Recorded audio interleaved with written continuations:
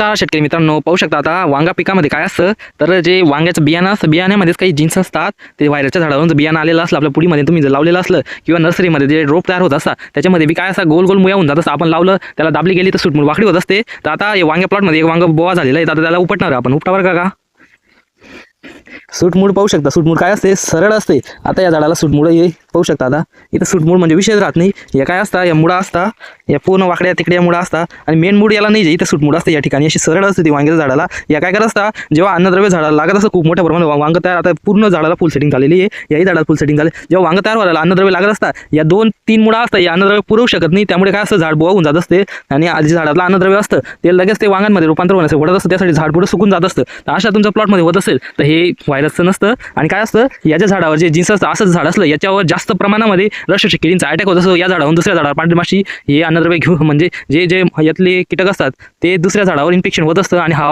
म्हणजे बोवा होण्याचं प्रमाण हे वाढत असतं. असे नवीन व्हिडिओ पाहत राहण्यासाठी आपल्या चॅनलला सबस्क्राईब करून घेणे. धन्यवाद.